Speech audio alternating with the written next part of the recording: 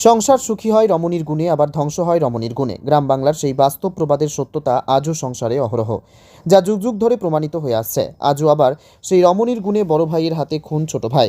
এমন একটি দুঃস্বপ্নের সাক্ষী যে তাদের হতে হবে তা বোধহয় কোনোদিনও ভাবতেই পারেনি বড় বা ছোট ভাই। শুধুমাত্র নারীর ছলনার মুখে আজ নিজ রক্তের সাথেও এত বড় বেইমানি। ছুরির আঘাতে আপন ভাইকে এই দুনিয়ার বুক থেকে সরিয়ে দিল। চাঞ্চল্যকর ঘটনাটি ঘটে কলমচূড়া থানাধীন রহিমপুর পূর্বপাড়া এলাকায়। জানা যায় রহিমপুর পূর্বপাড়া এলাকার ইমান হোসেন, আমির হোসেন সহ মোট 3 ভাই।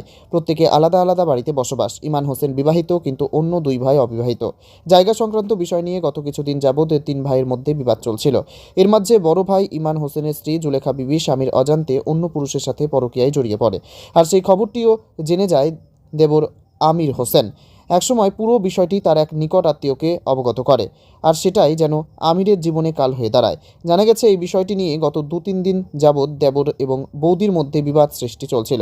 একাধিকবার তর্ক বিতর্ক জড়িয়ে পড়ে। রোজ শুক্রবার সকালবেলা সেই বিষয়টি নিয়ে গৃহবধূ জুলেখা বেগম পাশে অবস্থিত দেবর আমির হোসেনের বাড়িতে উপস্থিত হয়। দুজনের মধ্যে সৃষ্টি হয় তর্ক বিতর্ক। তৎসময় বড় ভাই ইমান হোসেন নিজ বাড়িতে ঘুমন্ত।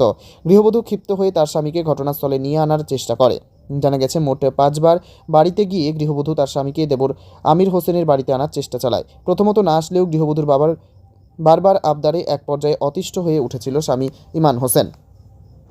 শেষমেশ গৃহবধূর প্ররোচনায় পড়ে ইমান হোসেন ঘুম থেকে উঠে হাতে একটি ছুরি নিয়ে ছোট ভাই আমির হোসেনের বাড়িতে ছুটে যায়। 2 ভাইয়ের মধ্যে উত্তেজনার পারদ তীব্র আকার ধারণ করে। পার্শ্ববর্তী এলাকার জনগণের প্রচেষ্টায় সেখানে কোনো অপ্রীতিকর ঘটনা ঘটেনি।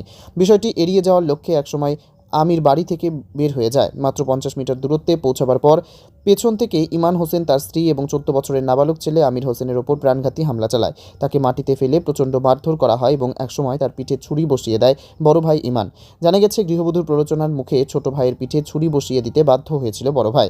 ঘটনাটি দেখতে পেয়ে তড়িঘড়ি ঘটনাস্থলে ছুটে যায় পার্শ্ববর্তী এলাকার জনগণ এবং তাকে রক্তাক্ত অবস্থায় বক্সনগর প্রাথমিক স্বাস্থ্য কেন্দ্রে নিয়ে আসে।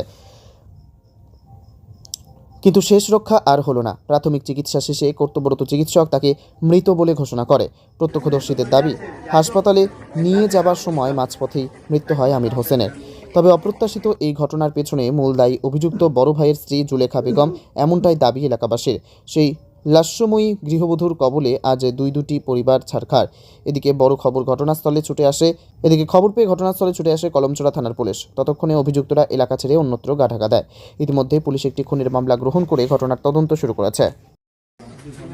स्टैबिंग हुआ है और वो आदमी अस्पताल में पड़ा हुआ है करके तुरंत हमारे टीम में अस्पताल में गया। फिर वहाँ पे देखा है कि आदमी को डॉक्टर से जब बात किया तो उसको ब्रॉड डेड डिक्लेयर किया गया था।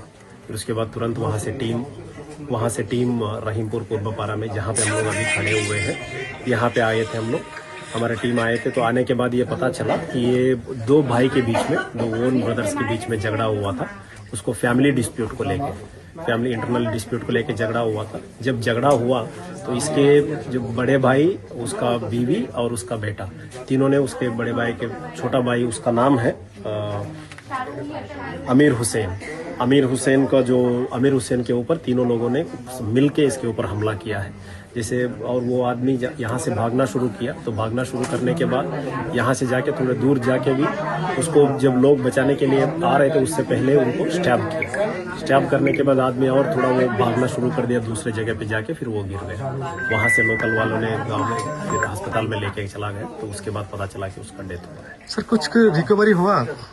अभी ऐसे हम लोग को अनुमानिक एक वेपन मिला है, लेकिन अभी उसको हम लोग बता नहीं सकते कि वो रिकवरी हुआ है करके। जब हम लोग इसका अरेस्ट करेंगे तो फिर उसके हिसाब से उनसे हम लोग आइडेंटिफाई करवाएंगे कि क्या वही वेपन है या फिर कोई दूसरे जगह पे ये लोग अगर वेपन छुपा